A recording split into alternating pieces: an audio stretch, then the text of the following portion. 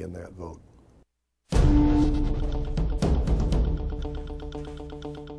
Welcome back, everybody. 15 after the hour, and time for us to go behind the headlines, where the headline today comes from the Denver Post. Nebraska deals with marijuana influx from Colorado. And the gist of the story is in tiny towns along the Nebraska-Colorado border, like Sidney, Nebraska, a town of less than 7,000 people, officers are making many, many more arrests for marijuana now that marijuana has been legalized than they had before. The Sidney officers say they've made as many marijuana arrests in the first 5 months of the year as all of last year.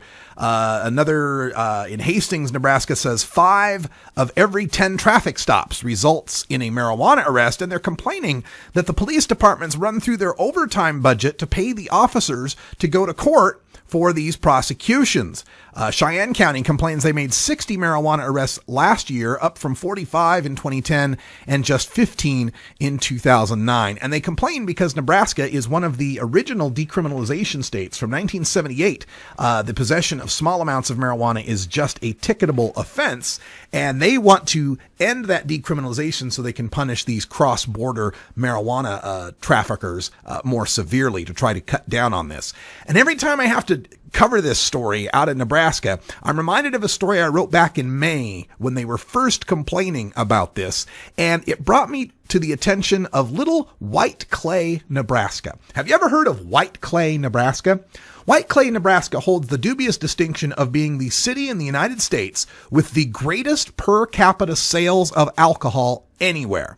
Little White Clay, Nebraska has 10 people. It's a population of 10, but it has 4 off-sale beer stores that you can take beer and buy it and take it away, right? That sold 3.6 million cans of beer in 2013. That's about 10,000 cans of beer per day. Now, how does a little town in Nebraska of just 10 people sell 10,000 cans of beer per day, you might ask? Well, White Clay lies on the northern border of Nebraska with South Dakota, where it directly abuts the Oglala Sioux Lakota Indian Nation on the Pine Ridge Reservation. And Pine Ridge has maintained absolute alcohol prohibition, both sale and possession, since its creation in 1889. There was a brief few years in the 70s where it wasn't illegal, but other than that, since 1889, alcohol has been strictly prohibited on the Pine Ridge Reservation.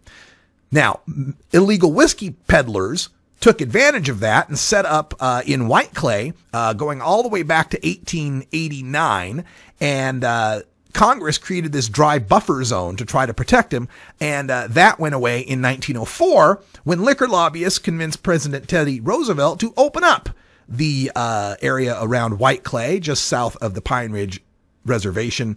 And soon White Clay became the home of bootleggers serving the Lakota who could easily walk across the border to get some liquor. In the 1950s, Nebraska licensed 2 bars in White Clay, and since 1970, Nebraska has licensed 4 businesses in White Clay in this town of 10 to sell beer to be taken off-site. These businesses have repeatedly been found to be selling to minors and bootleggers and allowing on-site consumption. Lakota activists have asked for years. They've called on president after president to reverse Teddy Roosevelt's 1904 order. None have. The governor of Nebraska says there's nothing he can do about it since all the people purchasing are coming from South Dakota. But I don't know, maybe as the governor you could direct your liquor sales department to not license more stores in a town when there's just 10 of them? When there's more people passed out in the street than there are actual residents?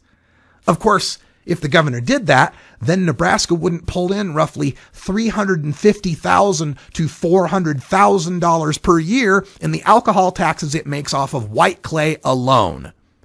Now, as for the Lakota on the Pine Ridge Reservation, as we think about our Native American friends on this Columbus Day, alcoholism affects an estimated 80% of their homes. 4 out of 5 homes on the Lakota Pine Ridge Reservation devastated by alcoholism that affects 60% of their individuals. 3 out of 5 people affected by alcoholism, when just about 1 out of 10 is the rate among the regular population.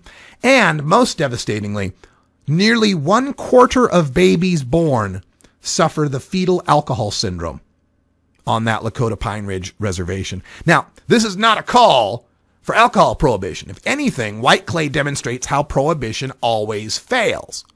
But Nebraska can't go complain that Colorado's messing up their marijuana prohibition when Nebraska's openly flouting the Lakota Nation's alcohol prohibition. And besides, unlike a beer store, some pot shop is not going to cause fetal alcohol syndrome. Well, Lottie frickin' God!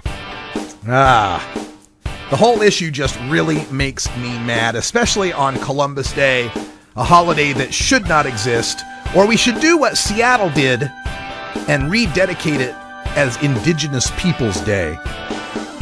We're going to come back with a new study from the Criminal Justice for Juveniles Commission in drug war data mining. Stick around. 420 Radio, the world's voice of marijuana legalization. Are you a hypocrite? If you live a closeted cannabis lifestyle, you are.